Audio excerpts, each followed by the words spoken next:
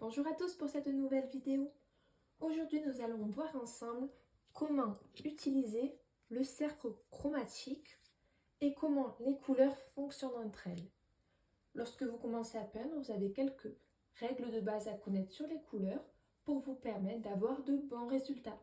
Et aujourd'hui, nous allons voir ensemble comment utiliser les couleurs. C'est parti! Ici, j'ai un cercle chromatique. Vous pouvez en trouver au magasin.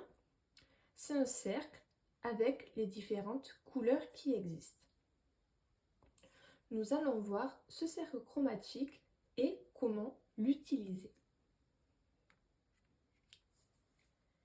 Lorsque vous peignez, il est important de savoir une première chose, les 3 couleurs primaires.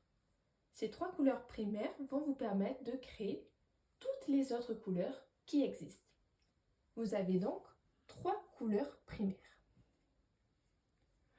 Vous avez le rouge qui est une couleur primaire.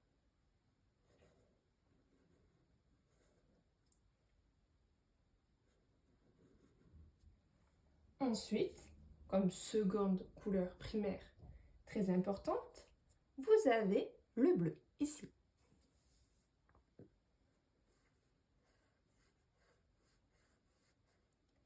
Et la troisième couleur primaire, il s'agit du jaune.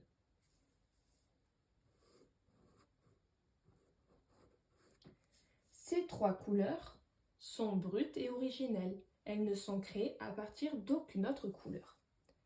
Et à partir de ces 3 couleurs primaires, on va pouvoir créer les couleurs secondaires en les mélangeant entre elles. Ce que je vous montre là est valable au pastel sec, mais évidemment pour la totalité des techniques de peinture. C'est valable à l'acrylique, à l'huile, à l'aquarelle, etc. Sur ces autres techniques de peinture, on a l'habitude de mélanger les couleurs entre elles. Au pastel sec, un peu moins, mais il est important de connaître la théorie du cercle chromatique afin de pouvoir aller plus loin. En effet, lorsque vous estompez et vous mélangez vos pastels ensemble, l'estompe correspond à un mélange, vous allez, dans un sens, créer des couleurs comme si vous peignez avec de l'acrylique ou de l'huile, etc. Et également, lorsque vous allez superposer des pastels en peinture, au pastel sec, cela, par transparence, va vous créer également un mélange. Continuons. Nous avons donc le jaune, le rouge et le bleu, nos 3 couleurs primaires, qui ne sont créées à partir d'aucune autre couleur. Lorsque nous mélangeons du bleu et du rouge, nous avons du violet qui apparaît. C'est le mélange de 2 couleurs. C'est donc une couleur secondaire, puisqu'il faut les 2 premières couleurs primaires pour créer la secondaire. De même, lorsque vous avez du bleu et du jaune, cela va vous donner du vert.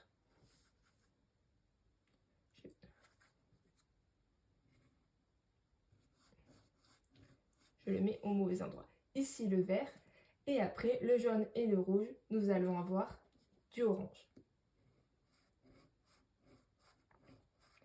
Ces couleurs secondaires sont créées à partir de 2 couleurs primaires. Ce sont des couleurs qui ne sont donc pas originelles, mais qui sont créées, qui proviennent d'un mélange. Ces couleurs nous permettent de créer quasiment toute la palette. Voilà mon cercle chromatique. Je l'ai créé ici avec des pastels secs, ici par mélange.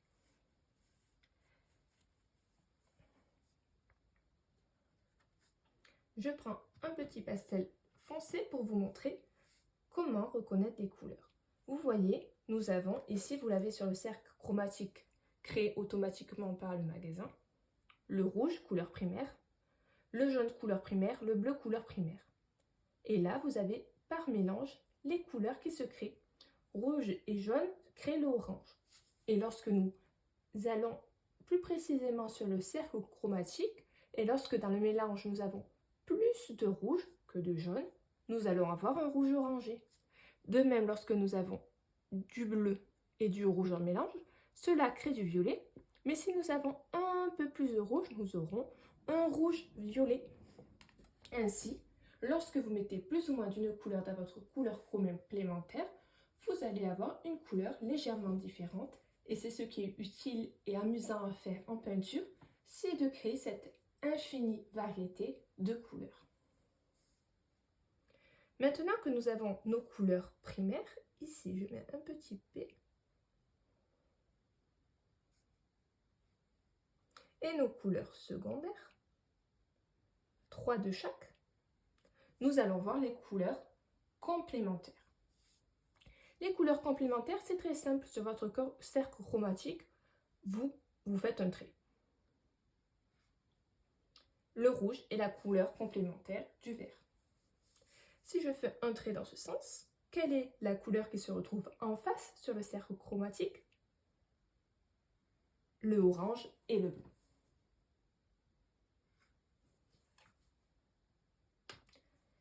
Les couleurs complémentaires. Qu'est-ce que les couleurs complémentaires?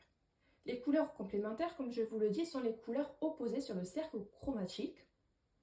Ainsi, de manière plus simple, il s'agit à chaque fois d'une couleur primaire et d'une couleur secondaire. Une couleur primaire, une couleur secondaire. Ces deux couleurs seront complémentaires entre elles, opposées sur le cercle chromatique. Une manière très simple de reconnaître les couleurs complémentaires, c'est de vous demander, si vous prenez une couleur primaire, choisissons le rouge. Dans les couleurs secondaires, quelle couleur a été créée par mélange sans utiliser le rouge? Question, qu'est-ce qui est créé comme couleur secondaire sans rouge? C'est le vert. Le vert est donc la couleur complémentaire du rouge. Le vert est une couleur qui a été utilisée sans rouge. De la même manière, nous pouvons réfléchir si nous partons avec du orange. Le orange, qu'est-ce qui crée le orange? Le orange est créé par jaune et rouge. Qu'est-ce qui nous manque pour créer comme trois couleurs primaires que nous n'avons pas encore utilisées? Jaune et rouge. Il manque le bleu, donc la couleur complémentaire du orange et le bleu. Comment utiliser ces couleurs complémentaires en peinture?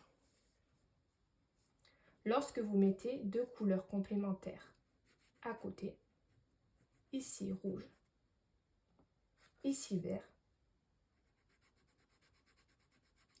elles vont se faire ressortir entre elles.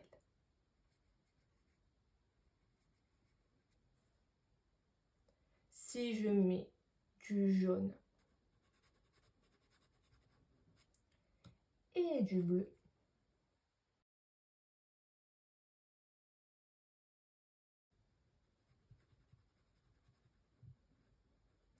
elles se font ressortir entre elles.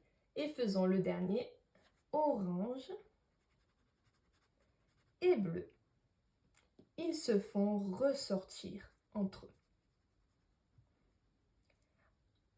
C'est utile à utiliser pour créer vos paysages, vos portraits, etc.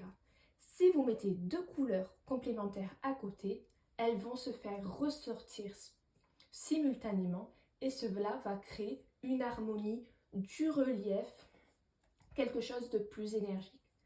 C'est l'avantage de la peinture, du dessin qui devient de la peinture grâce aux couleurs. Si vous voulez en revenir à notre cercle chromatique du magasin, si vous avez un paysage qui est majoritairement, disons, bleuté, et que vous voulez mettre une petite touche pour égayer tout cela, et que cette touche ressorte sur votre tableau, vous allez utiliser en face une toute petite touche de orange qui va ressortir sur votre tableau majoritairement bleu. Seconde chose à savoir, comment réagissent les couleurs complémentaires entre elles? Une couleur complémentaire, si nous les mélangeons entre eux,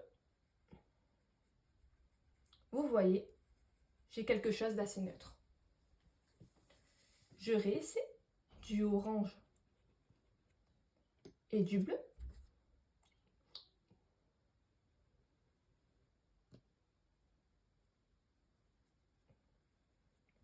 J'ai également quelque chose d'assez neutre.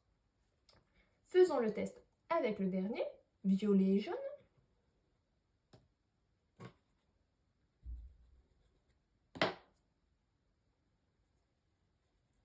J'ai également quelque chose d'assez neutre. En fait, si vous mélangez les couleurs complémentaires entre elles, vous allez créer une couleur neutre qui se rapproche du noir, mais qui n'est pas noir. C'est tout un dégradé de marron. Ainsi, ça va vous permettre de donner toutes les ombres. Vous mettez une couleur complémentaire, vous la mélangez dans sa complémentaire, et ainsi, tous les foncés se créeront naturellement sans utiliser de noir, mais uniquement en jouant sur les couleurs. Vous l'avez ici, sur l'autre côté du cercle chromatique. Tout notre cercle que nous avons vu, et là, nous voyons si nous ajoutons la couleur complémentaire, je cherche, orange et bleu, ça nous donne bien une couleur assez neutre.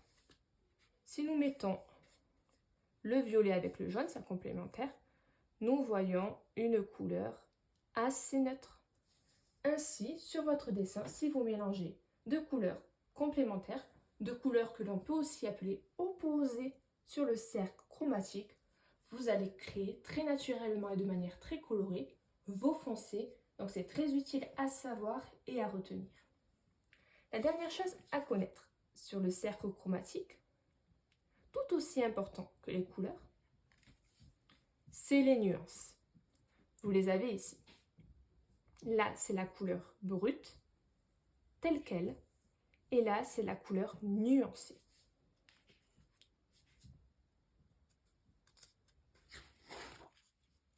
L'importance de la nuance. Lorsque vous prenez une couleur bleue, là, nous avons des couleurs assez brutes.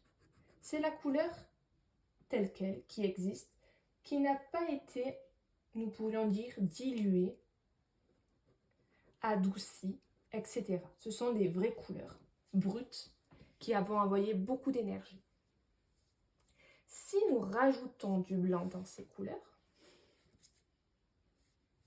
là nous allons éclaircir. Voilà. Je vous le fais avec des couleurs pastel déjà créées, mais vous pouvez très bien vous le faire par mélange. Nous allons le refaire par mélange un peu plus tard. Allez, le jaune plus clair et encore plus clair.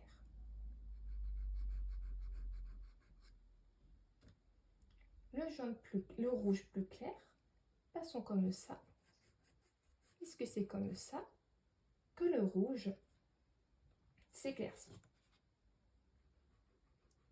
Si nous refaisons le test avec un blanc,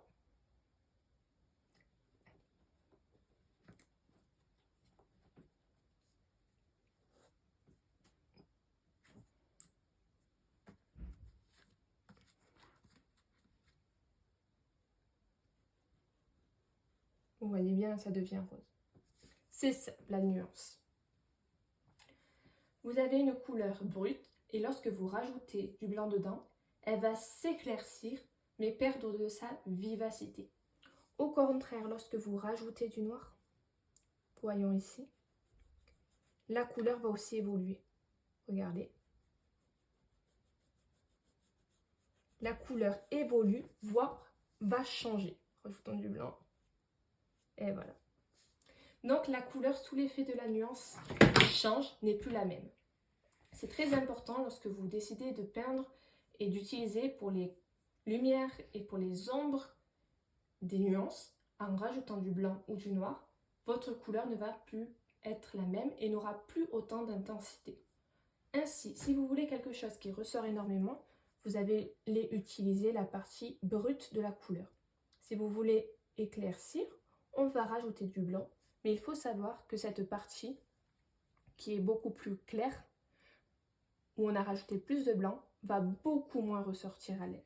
Et de la même manière, si vous rajoutez du noir, ce sera quelque chose d'un peu plus sombre et on va avoir encore une couleur qui va légèrement être différente.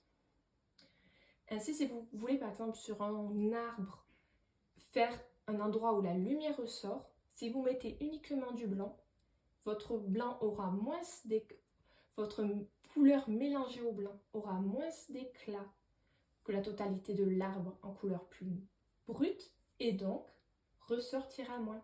Donc ce n'est pas toujours intéressant d'éclaircir avec le blanc puisqu'on perd en vivacité sur les couleurs. On peut penser aussi à éclaircir en changeant le mélange sur son cercle chromatique. Ainsi, il faut savoir que le rouge, quand on l'éclaircit, il devient rose. Le bleu reste à peu près similaire, ajoutant un tout petit peu de noir. Noir toujours en très très petite quantité. On a quelque chose de bien plus foncé, vous le voyez. Par contre, très important, le jaune est une couleur qui se salit très vite. Si vous rajoutez du noir au jaune, vous allez avoir une sorte de vert qui ressort. Donc très important, faites attention au jaune qui vire très vite. Si on rajoute du noir qui va virer vers le vert. Ainsi, pour créer quelque chose de foncé, à mon sens, il vaut mieux utiliser les couleurs complémentaires et opposées qui là vont créer quelque chose de beaucoup plus coloré.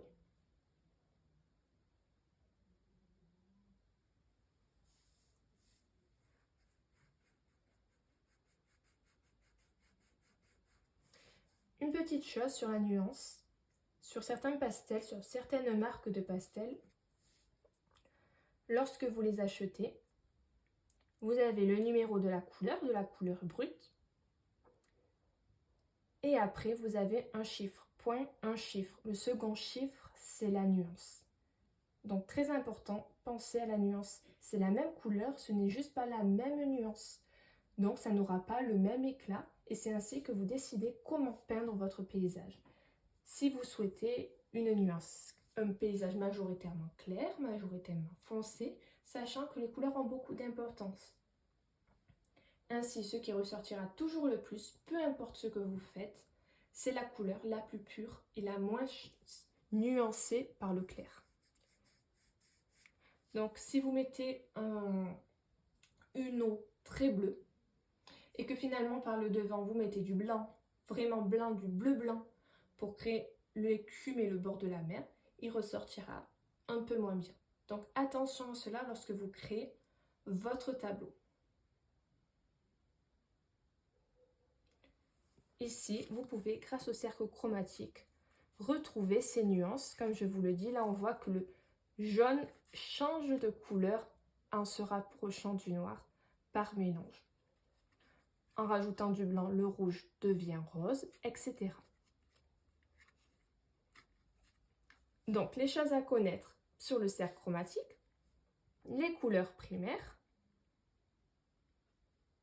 qui créent les couleurs secondaires, les couleurs complémentaires opposées qui se font ressortir mutuellement et qui, une fois mélangées, créent des couleurs neutres. Là, sur ce cercle chromatique, vous avez l'intérêt, vous avez les mélanges. Donc, vous voyez si vous rajoutez quelle couleur, quelle autre cela va vous donner. Et après, la nuance. Une dernière chose, lorsque vous créez un paysage, la nuance a de l'importance. Si tout est à la même nuance, tout est clair, tout est foncé, vous n'aurez pas de dynamisme à votre tableau, ce sera plat. Il faut que vous vous demandiez, si vous mettez un filtre monochrome à votre tableau, est-ce que vous continuez à voir votre tableau ou est-ce qu'il devient tout blanc ou tout noir et qu'ainsi on perde le dessin, on perd les éléments. Très important, on va appeler ça aussi le contraste. Il faut avoir différentes nuances dans une même peinture pour avoir un véritable paysage. Parce que même si c'est coloré, en fait, l'œil par derrière, il le voit, cette différence de nuances, et c'est l'importance du contraste. Au-delà de toute chose. Deux choses à retenir, donc, l'importance de la nuance pour avoir un paysage dynamique ou un tableau ou un portrait Cela fonctionne pour tout, mais comme vous le savez, je fais beaucoup de paysages. Et après, jouez sur vos complémentaires, car c'est cela qui donnera l'aspect coloré. Après, évidemment, vous décidez du style que vous voulez avoir. C'est très important de décider ce que l'on aime pour le dessiner. Moi, j'utilise énormément les couleurs, comme vous pouvez le voir. Donc, je pense toujours quelles sont mes couleurs qui se feront ressortir mutuellement pour créer du dynamisme. Voici les principales règles sur les couleurs à connaître. Elles sont finalement assez simples, mais très intéressantes. Plus vous les utiliserez, plus vous aimerez les utiliser. Cela vous donnera et vous ouvrira le champ des possibilités et vous verrez comment c'est amusant de jouer avec les couleurs. Si vous avez aimé la vidéo, n'hésitez pas à liker, à vous abonner. Si vous avez des questions ou des commentaires, mettez-les dans les commentaires, évidemment. Si vous aimez ce genre de vidéo, dites-le moi pour qu'on recommence et on se retrouve bientôt. À plus!